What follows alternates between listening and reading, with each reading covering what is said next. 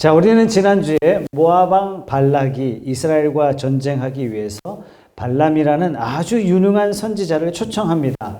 초청받은 발람은 두 번이나 하나님께서 막으시는 것을 경험하게 돼요.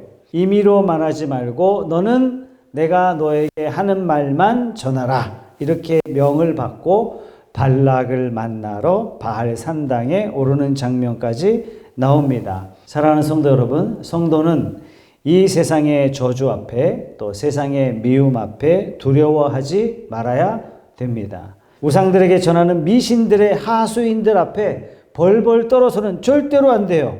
하나님의 복받은 성도들은 당당해야 돼요. 세상의 저주를 하나님께서 친히 막으시고 세상의 화를 복으로 바꾸시는 그 하나님을 모신 자로서 이 세상을 당당하게 살아가시기를 축복합니다. 세상은 본래 악하기 때문에 성도를 무너뜨리려고 합니다. 성도가 성도의 정체성을 잃어버리고 세상 사람 비슷하게 살아간다면 사탄은요, 이미 저거는 무너진 성도인 줄 알고 내버려 둬요. 그러나 성도가 성도로서 하나님의 이름으로 살게 되면 세상으로부터 미움을 받을 수밖에 없습니다. 여러분, 이걸 놀랍게 생각하셔는 안 됩니다. 두려워할 필요도 없습니다. 예수님도 말씀하셨어요. 요한복음 15장 18절 말씀에 보면 세상이 너희를 미워하거든 세상이 너희보다 먼저 나를 미워하였다는 것을 알아라. 너희가 세상에 속하여 있다면 세상이 너희를 자기 것으로 여겨 사랑할 것이다. 그러나 너희는 세상에 속하지 않았고 오히려 내가 너희를 세상에서 가려 뽑아내므로 세상이 너희를 미워하는 것이다. 여러분, 불의한 세상으로부터 미움받음은 성도의 특권이에요. 이것은 성도의 자랑이고 성도의 기쁨입니다. 불의한 세상에 타협하지 못한 것에 대해서 억울해하지 마시고. 모압 왕 발락이 발람 예언자를 바알 산당으로 데리고 갑니다. 발람이 거기서 저주해 줄 것으로 기대했는데 도리어 이스라엘을 축복했어요. 야, 이거 터가 안 좋은가 보다. 그리고 이번에는 비스가 산 꼭대기로 데리고 갑니다. 이곳에서도 발람이 이스라엘을 축복합니다. 그래서 이번에는 부올산 꼭대기에 옮기게 됩니다. 자, 그러면 계속해서 옮기면서 하나님께서 발람이라는 선지자의 입에 넣어두신 하나님의 말씀이 무엇일까요? 저주를 축복으로 바꾸셨다고 하는데 도대체 그 내용이 어떤 내용일까요? 5절 말씀에 보면 주께서는 발람의 입에 말씀을 넣어주시면서 말하라 이렇게 말씀하셨단 말이죠. 도대체 하나님께서 어떤 말씀을 넣어주셨을까요? 어쨌든 하나님이 발람 거짓 무당에게 하나님의 말씀을 넣어주셨기 때문에 비로소 선지자로서 쓰임을 받게 되죠. 아니, 목사님은 어떻게 무당이 이렇게 쓰임 받는단 말이면 이럴 수도 있습니까? 놀라지 마세요. 하나님이 무당을 쓰신들 누가 뭐라 하겠습니까? 또한 그가 쓰임받았다고 하나님 백성입니까? 아니에요. 쓰임받았다고 천국 갑니까? 더더군다나 아닙니다. 쓰임받았다고 하나님의 백성입니까? 아니에요. 하나님이 특별한 목적으로 그를 사용하셨을 뿐입니다. 자, 처음에는 발람에게 발락이 초청한다고 가지 마라 이렇게 말씀하시다가 두 번째는 가라 내 말만 전하라. 여러분, 이걸 잘 기억하셔야 됩니다. 첫 번째, 가지 말라. 왜 가지 말라 그래요? 거짓 선지자 무당의 입장으로 가지 말라예요. 두 번째, 가라는 이것은 뭡니까? 네가 간다면 하나님의 사신으로 하나님의 말씀을 전할 자로 가라. 여러분, 성경에 보면 내가 누구를 보내며 누가 우리를 위하여 갈고 하시는 말씀 혹시 기억나십니까? 하나님의 탄식이에요. 누가 과연 하나님의 신실한 종이 되어 나의 말을 전할 나의 선지자가 누구냐 이렇게 하나님이 찾고 계십니다. 왜 그렇죠? 너는 내 말만 전하라. 다시 말해서 하나님의 말씀만 올곧게 전할 선지자가 필요해요. 여러분, 하나님의 말씀만 전하면 어떤 일이 벌어질까요? 환영받을까요? 축하받을까요? 위대한 선지자라고 추앙받을까요? 아니에요. 하나님의 말씀을 전하면 돌팔매질 당하고 하나님의 말씀 전하면 죽을 각오해야 되는 그러한 시대였습니다. 그럼에도 불구하고 하나님은 대언자를 찾고 계신 겁니다. 왜 하나님께서 누가 우리를 위하여 갈고라고 탄식하십니까? 하나님의 이름으로 자기 임의대로 자기 방식대로, 자기 생각대로 떠드는 사람이 너무 많은 거예요. 하나님은 지금도 하나님의 뜻을 온전하게 전할 하나님의 사람을 찾고 계신 줄 믿습니다. 그런 의미에서 저와 여러분들이 이 세상에 하나님의 말씀 앞에 보냄받은 자가 되어야 됩니다. 왜요? 하나님께서 그러한 사람을 찾고 계시기 때문입니다. 어떤 사람이요? 자기 말을 할 사람, 그런 사람 말고, 자기 생각을 드러낼 그런 사람 말고, 온전히 하나님의 말씀, 하나님이 주신 말씀만 전할 사람, 바로 그 사람이 이 시대에 정말 필요한 겁니다. 자, 하나님이 발람을 왜 보내셨습니까? 발람을 통해서 하나님께서 특별히 하시고 싶은 말씀이 있으셨기 때문입니다. 여러분, 우리를 왜 이 세상에 남겨두셨어요? 우리를 통해서 이루시고자 하시는 하나님의 말씀이 있기 때문입니다. 자, 20절 말씀에 보면 나는 축복하라 하시는 명을 받았다. 주님께서 복을 베푸셨으니 내가 그것을 바꿀 수 없다. 여러분, 하나님의 사신은 바로 이런 사람이에요. 하나님의 대신, 하나님의 사신, 하나님의 사도는요, 내 감정을 앞세울 수가 없어요. 내 생각을 앞세울 수가 없어요. 이럴 때 우리는 신실한 종이라고 말하는 거죠. 요나가 그랬죠. 하나님께서 요나를 불렀어요. 요나는 단박에 알았어요. 하나님이 나를 불러 니느웨에 가서 축복하라. 요나는 가기 싫었습니다. 왜 가기 싫었는지 아세요?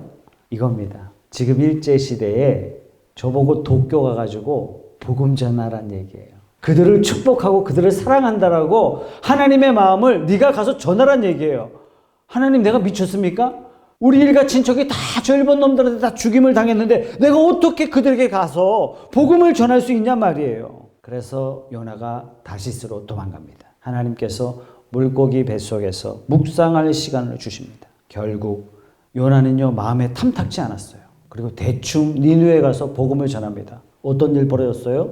머리에 죄를 쓰고 통곡하고 회개하는 일들이 벌어졌어요. 하나님께서 그 민족에게 은혜를 베푼 거예요. 요나가 또 상심해서 엉뚱한 데로 또 갑니다. 사랑하는 성도 여러분, 하나님의 종은 자기 임의대로 더하거나 빼서는 절대로 안 돼요.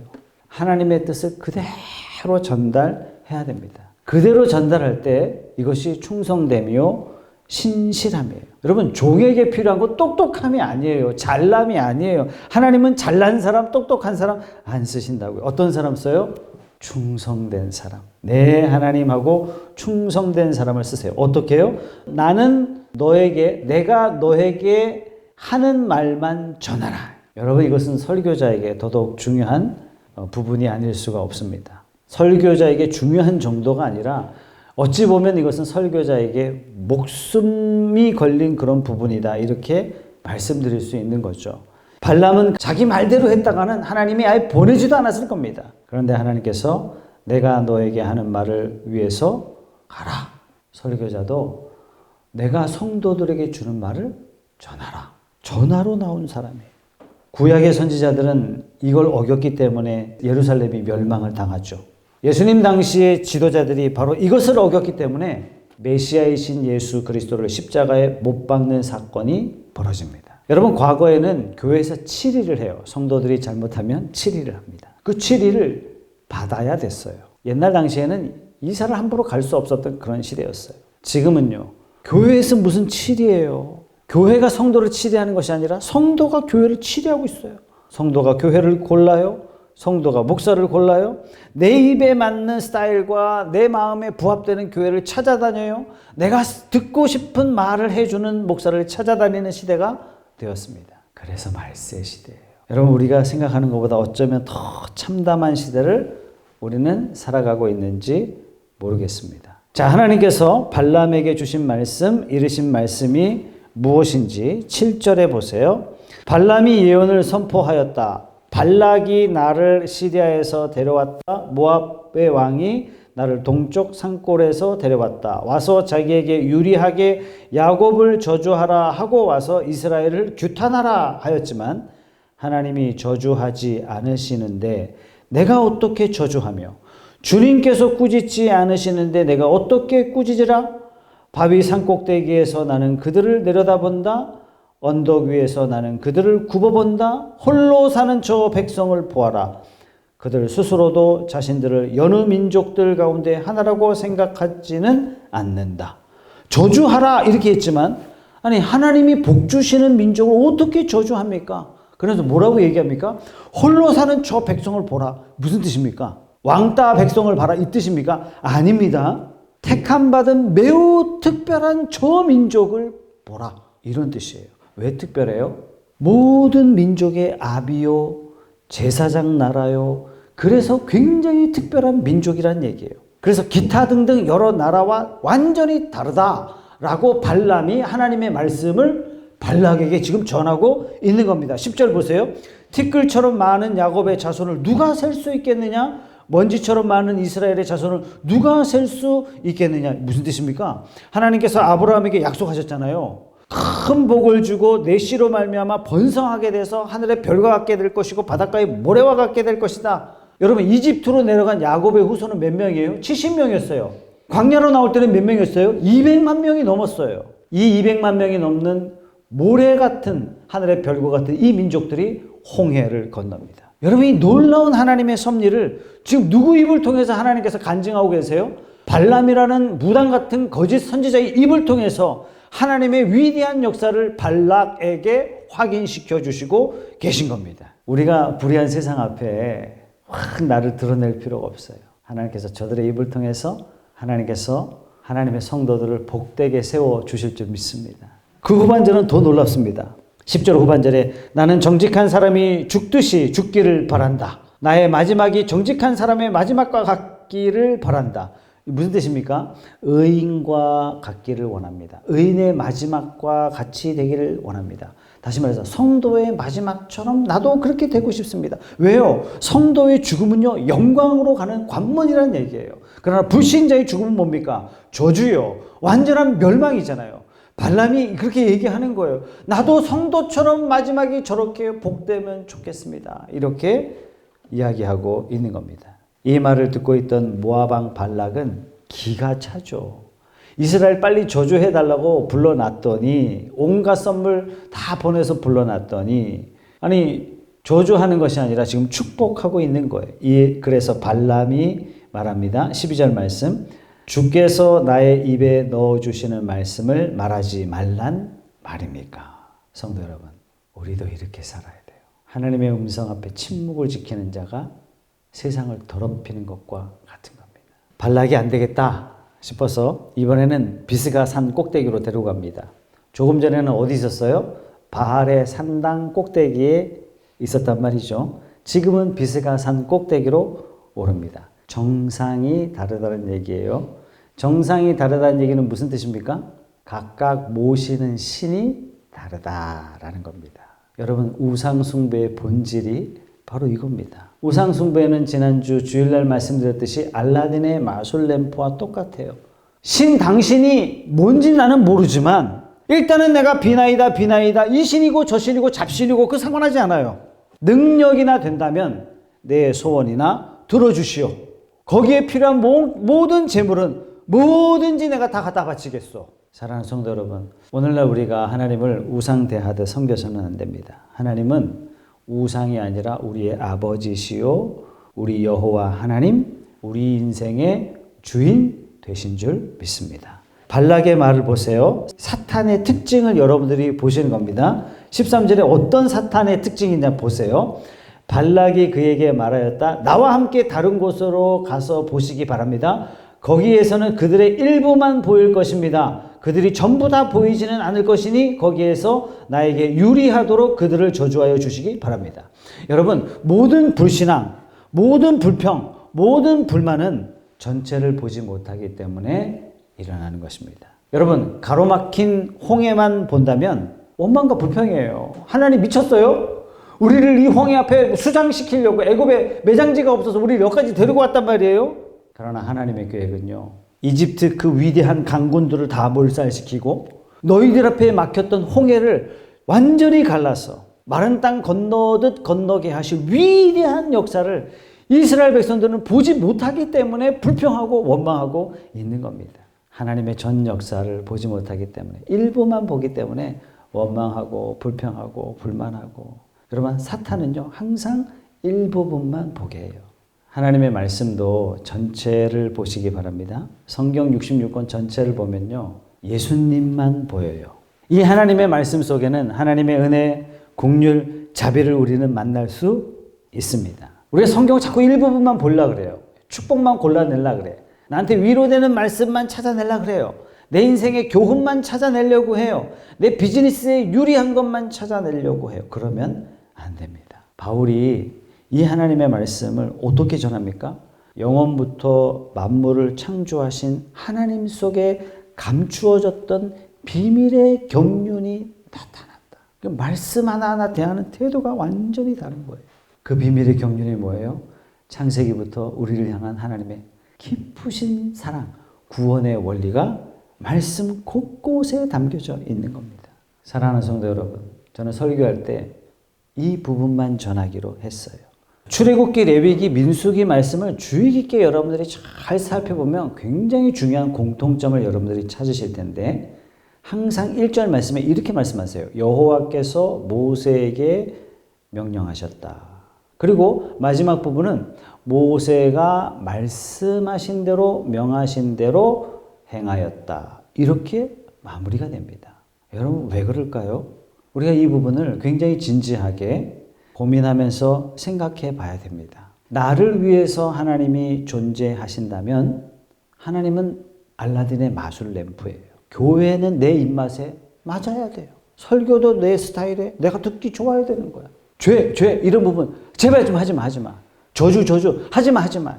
그러나 내가 하나님을 위하여 존재하는 자요, 모세처럼 하나님께 명령받은 자라면 하나님을 우상처럼 섬길 수는 없습니다. 이것이 기독교와 기타 종교의 분명한 차이점이에요.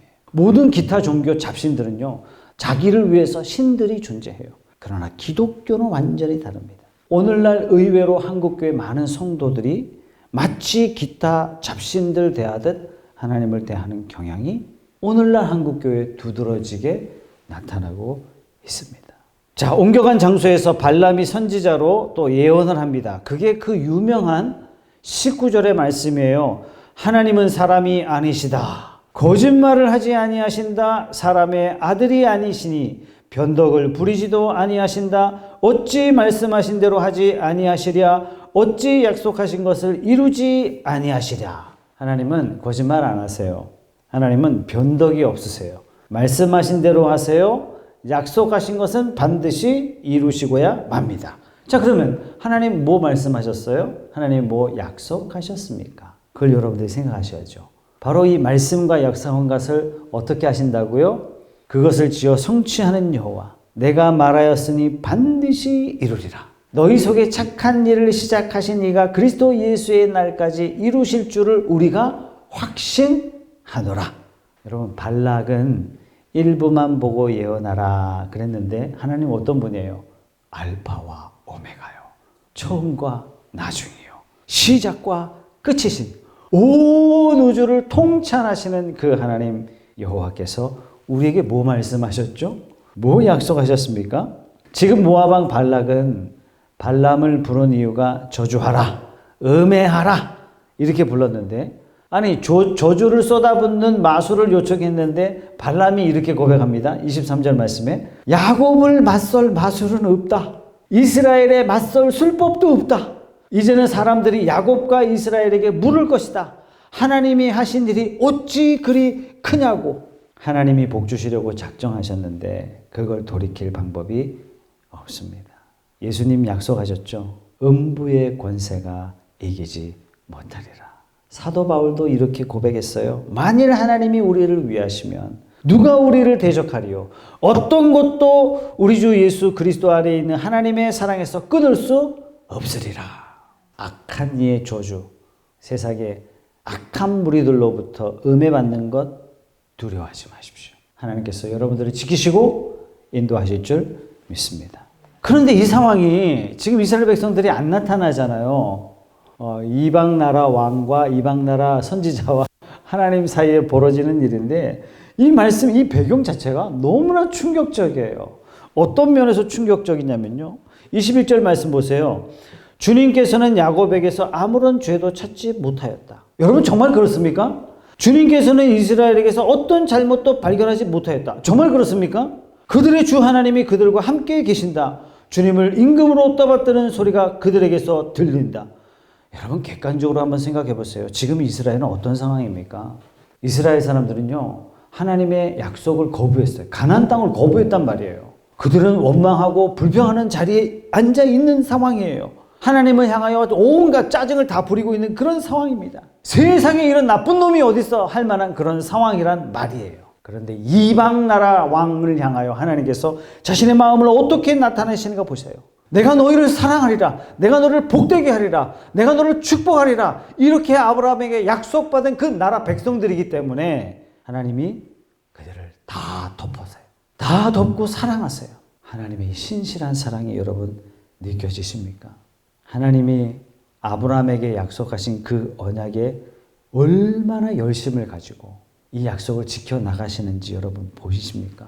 지금 자기 백성이요, 죄악의 구렁텅이에 앉아있는데도 불구하고 그들을 덮고 계신 거예요. 이 일을 어떻게 본다고요? 23절에 하나님이 하신 일이 어찌 그리 크냐? 여러분 성경에는요 딱 두 가지로 나눈다면, 첫째는요 하나님이 하신 일이에요. 두 번째는 사람이 한 일이에요. 사람이 한 일은 뭡니까? 처음 사람 아담부터 시작한 일이 죄 짓는 일이에요. 반면에 하나님이 하신 일은 어찌 그리 큰 일. 그래서 한자로 하면 대사. 큰 일이잖아요. 지극히 아름다운 어떤 일이요? 자기 아들을 아끼지 아니하시고 우리 모든 사람을 위해서 기꺼이 내어주신 일. 이 일을 실행시키기 위해서 지금 죄악된 이스라엘 백성들이지만 그들을 사랑하셔서 가나안 땅으로 한 걸음 한 걸음 전진시키고 계신 것입니다.